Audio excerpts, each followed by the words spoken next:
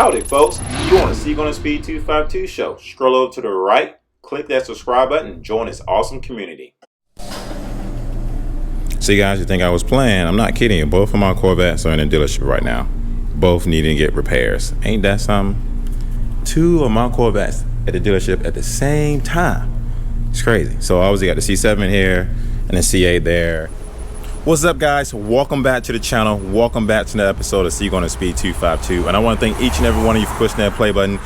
Thank each and every one of you for actually wishing me a happy birthday. I greatly appreciate it. All of you guys gave the video a thumbs up. Definitely make sure you get this video a thumbs up as well, even though this video is going to be a sad video and I'm going to get into that later on. But once again, I want to thank each and every one of you for definitely giving this video a thumbs up, the last one as well. Wishing me a happy birthday. And if you haven't had the opportunity to go to my website to check out my cool merch, well, I got plenty of awesome key tags on it. Definitely feel free. I mean, I got key tags all over the place. Some of my best selling key tags. You guys definitely go to my website and check out my merch. These key tags are pretty awesome, very durable. I got to mail off some right now. So once again, you guys definitely go to my website, check out some of those bad boys, and I greatly appreciate it. So today, for me, it's going to be a sad day. I never thought this day was going to come. I truly never thought this day was going to come. But I got some bad news for the Corvette world, for my Corvette channel. I'm not kind of happy about this. I love Chevrolet. I will admit this. I stand behind them through and through. Things happen, but I know you guys is going to be like, what the heck is he talking about? No, I'm dead serious, you guys. My garage right now is literally empty. There is no Corvettes in my garage whatsoever. Yes, my garage is empty. Both of my Corvettes are in the shop, or get ready to go to the shop, or I must add. As you can take a look right now, you see the C8 Corvette right here and a C7 Corvette right here. And some of you guys are like, how the heck did you get both of your cars to the dealership? Well, obviously I couldn't drive both at the same time. So what I did was, knowing that both of them had to come to the shop today, I dropped off my daily driver last night. I was able to drive one Corvette to the shop, and then I drove my daily driver home and drove the next Corvette to the shop. Granted, it did rain a lot. You know, the car is like filthy. Look at it. As I was driving here, and it's freaking dirty. You can take a look. Dirty. All that stuff is dirty. But yeah, man, it's a sad day to have both of my Corvettes going to the dealership, which means that I'm not gonna be able to make any Corvette content on neither one of these cars, maybe for another week. I have no clue. I have no clue how long neither one of these cars gonna be in the shop. I'm hoping that the C7 gets fixed first, because that's the one that probably has a minor issue compared to the C8 Corvette. When you own a car in general, you always expect things to happen, which is why, like, you always want to invest, my personal opinion, in something new if you're not a mechanic, because I can work on cars like based off using YouTube videos. I can fix certain things, but there's certain things I just can't fix. That's why I don't do a bunch of voiding warranty. A lot of you guys void your warranty. It's completely fine. That's your MO. That's what you know how to do. You know how to fix cars, and you go for it. For me personally, I'm not gonna lie, I couldn't fix anything on this, and I probably can't fix much on this, so I prefer to not void my warranty and just keep driving both of them under warranty. Luckily, both of them are still under warranty, as this is 2020, this is 2017. So right now, my bumper-to-bumper warranty runs out in September. So I'm glad the issue that happened with this vehicle has already happened, and hopefully they can fix it and get it taken care of. This car, any warranties, you know, whatever case may be, will be taken care of up until 2023. If I decide to keep this car this long, you know, maybe I may branch out and get the Z06. I would love to own a Z06 at some point, which a lot of you guys probably are thinking the same thing. But with that being said, you guys, let me get into the issues of why both of my Corvettes are literally at dealership right now. My friend walked up, my mechanic guy was like, why is both of your cars here? I was like, man, it's a long story. So yesterday I went out for a cruise. I went driving around, had a great time. Usually when I'm cruising around, like, I put a bottle of water inside of my vehicle, you know, just in case I get thirsty or whatever, and I don't have to go back home and get something to drink. So I forgot my bottle of water, so I went to the gas station to get me a, you know, bottle of water, whatnot. And as I was going into the gas station, my C7 Corvette door wouldn't shut. So I'm thinking, like, what the heck is going on? Like, why is it not shutting? So I, you know, open it up, shut it again, open up, shut it again.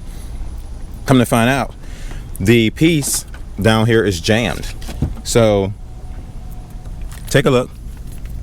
This piece right here is supposed to go up, and now it's locked down. So this is not allowing me to actually shut my car door. I don't know if any of you guys had any of these issues whatsoever driving your C7 Corvette, any car you ever owned, but yeah, I cannot get this piece to go back up. I can get it to go back up a little bit, just enough to turn the radio off and turn the radio on to trick the car thinking that the door is locked, so my battery doesn't die when the lights is running all night. Now, obviously, this piece right here has to go inside of that clip thing, but it won't go obviously because this piece is jammed down. And so can you imagine my ride home yesterday? Like literally, I was an hour away from my house, guys. I wasn't scared, but it was a little bit nerve-wracking because imagine driving down the highway 75, 85 miles per hour holding your door. Literally, let me show you how I was doing this. I was in my car and I had to bring the door down like this, right? And I usually drive with one hand anyway. So I'm driving an hour down the highway like this while holding my other hand on the steering wheel. It was god awful. Like all you can hear is doo-doo, doo-doo, doo-doo, because every time the door would hit like every time the car would hit like a pothole of some sort, like you can hear the door rattling against this piece right here.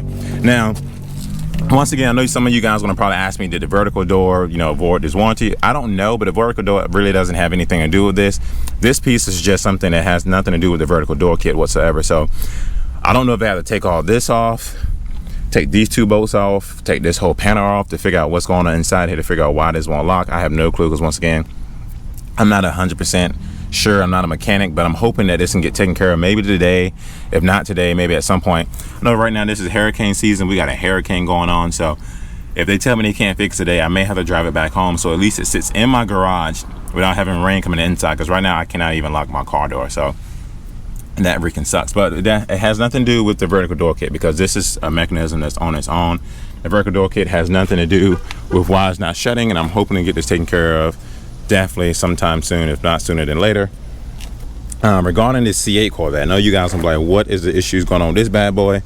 Well, the issues that's going on with this bad boy has nothing to do with me. Mostly all recalls. As you all know, with new version of vehicles come out, there is a ton of recalls. Whatever, I mean, even my 2011 Ford Fusion, my daily driver, has a recall right now. Everything car related has recall. So I know about some of the recalls based off what they told me about 2 weeks ago. I'm sure there's a few more recalls that I can probably mention once I actually decide to take my car and they let me know what's going on. But let's get into the first recall. The first recall would be the door. So let me go ahead and put this door down really quickly so I can open up and explain what this door is. So that way, oh, just realized I can't shut it. I was just about to shut it. I can't shut it. Let me see. Let me open this up. It's pretty close. Pretty close. It's pretty close. It's pretty close.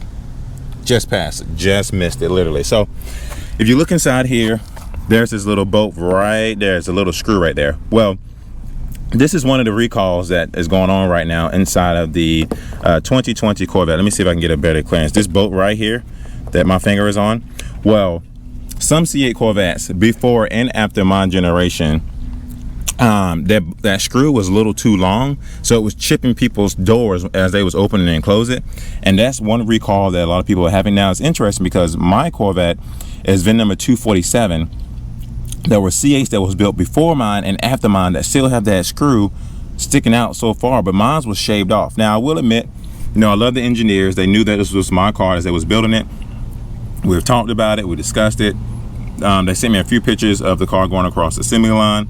So yes, the engineers are great. I love them. I have a lot of respect for them. I love them so very, very much. They answer any question they have about any one of these cars, and I greatly appreciate that work. So I greatly appreciate them having that taken care of before my car. So well, that's one of the recalls that I don't have to worry about, that, you know, they will have to take a look at on other cars. They will take a look at it just to be on the safe side, but for the most part, that's an easy fix. Most likely all they're going to do is shave that screw down and retouch up the paint, so that way you can avoid having to scratch your paint when you're opening up the car door. So you guys look forward to seeing that recall, and you got to take in your 2020 Corvette or your 2021. If you haven't had a chance, go outside to your car right now, open up the door and see if that is an issue that you might want to take care of. So I'm going to shut the door right now. So the other recall was something that I actually found out by myself until I came to the dealership and asked about it. But I asked the engineer friends first at Chevrolet. So one day I was downtown. I was cruising along in a C8 Corvette, having a great time, probably 11 o'clock at night. You know, I wasn't, you know, I was dressed up kind of casual, just having a great time. I parked my car, you know, a couple of girls come by, a couple of hotties, you know how that goes. Beautiful women come by and say, hey, we love your car. And I was like, oh, I appreciate it. Girl was like, you know, my girlfriend loves your car. Just wonder if you have a girlfriend. I was like, you know, I answer all those questions and stuff like that. So when I got done answering those questions, I then decided to, you know, drive to another location. When I decided to drive to another location, I get in the car.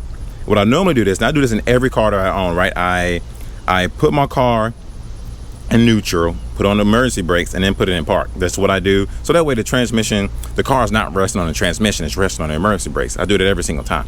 Every car I have, Trailblazer, Ford Fusion, C8, C7, whatever. So I do that, and as I'm going to release the parking brake, it doesn't release. So this moment, I'm nervous, right? Because the parking brake is still on, and then there's a wrench sign right beside it. I'm thinking like, oh, Jesus, please don't let me have any issues, because the last thing I need to do is get my C8 Corvette towed in front of all these people as if I just got my car repoed, or something really just mechanically happened and it would have been bad, which something mechanically did happen wrong. So, you know, I'm freaking out. I do it every single time. It still wouldn't release. Turn the car off, turn it back on, and still wouldn't release. So I called my buddy Mike up, and I said, Mike, hey, man, I'm having this issue with my C8 Corvette to where the parking brake would not release. What should we do? He was like, man, don't freak out, but you know, turn the car off and turn it back on. I was like, I already tried it, brother. What else I need to do? I turned the car off, we tried it back again. So then he said, how about this? Turn the car off, hold the park release brake, hold the emergency brake button for like 15 and 30 seconds. I held it, turned the car back on, and then eventually shut off. A lot of people say that what I should have done was left it on in Florida, and then it would have came off on its own. I don't think that would have been the case, but I don't know. You guys let me know. Have you ever had the emergency brake get stuck on you to where then you actually floored the car and the emergency brakes release? I don't know if that's the thing. I wasn't really wanting to risk that and damage anything else. So that's one of the other recalls I have to bring my car in for today. And then the other last recall that I know of, which I'm going to mention two more things, but the last other recall that I definitely know of for sure is this paint chip right here. As you guys can see, this has been happening for a while now. It's one of those things where, to me, like, yeah, this is a recall, it's no big deal, I'm okay with that. That's nothing major. Like, literally, that's the bumper was on too tight. Most likely they would probably take the bumper off, you know, fix this, whatever the case may be, and then put the bumper back on. I'm hoping that once they do fix this part, that it's not so, it won't happen again. Who knows? I don't know. You know, recalls, I guess, usually have its own warranty at that point. Hopefully, I mean, I think they got to take it to a body shop. I had the option of actually taking off this entire bumper, repainting the whole entire bumper, and then putting it back on. I was like, nah. How about we just take the bumper off and fix that one part right there and then put it back on? I don't know what you guys would have probably suggested to do. I personally feel like they needed to repaint my whole bumper, because I feel like once things leave the factory and then you have to redo something else, it doesn't come back the same. Now, yes, they can get the paint to match the same type of paint here, but I just feel like any job that's done aftermarket wise of it just isn't the same. I could be wrong, but I just feel like it won't be the same. So I decided to go against not taking off the whole bumper and repainting the whole thing. Just take off the whole bumper, fix this part only, which has got the touch-up paint, and hopefully they can kind of get everything back to not being as tight so it doesn't scratch up against the paint or rub it. Because there are certain areas where the bumper is sitting too high. Like here, it's sitting higher than it should be. Here it's flush. Here it's higher than it should be. It's flush right here. It's flush right there. And I know you guys are gonna say that's why you should never buy the first generation Corvette. Well, yes, some people say that, but I don't believe that's the thing. I mean, every car comes with these issues. No matter what kind of car you buy, you should never buy the first generation. Everything is what people say. But I'm not gonna live my life as not buying the first generation anything. You never know if you're gonna die tomorrow, the day after that, the day after that. You just never know. So I'm not gonna wait until 2021 or 2022 to buy next generation for me, because you don't know if you're gonna make it at that point, right? You live life the best way you can. With all that's going on in the world right now, I definitely don't want to wait for any of that stuff. If I can afford to do it, I'm going to just do it. Simple as that, so I can at least know that I tried it and I tried to succeed at it. So yeah, some people, if you're interested in waiting until 2021, that's completely fine. But I did not want to wait until 2021 to figure out all the kinks and issues, because in 2021 there will still be more recalls and still more issues. That's just how I see it. This is how it's going to work. I'm not upset about it. You know, it is what it is. I trust the brand. I've owned this car brand new since 2017. The only thing that's gone wrong with this car since I've owned it is the catalytic converter and now this door thing. This car is pretty much brand spanking new. These issues are recalled at something that I didn't do, so hopefully they get taken care of. So the issues with this car is the door thing, which freaking kind of sucks. And both of my cars will be at a dealership today, and the recalls. I've never thought once that literally I will own two Corvettes and they both will be in the shop at the same time. So let's go ahead and get these boys checked in and see exactly what they're going to tell me. With that being said, you guys, once again, thank you for watching my video. If you haven't had a chance to subscribe to my channel yet, please do. Definitely feel free to go to my website, and I love each and every one of you. And once again, thank you guys for the birthday wishes, and let's see what they're gonna say about it.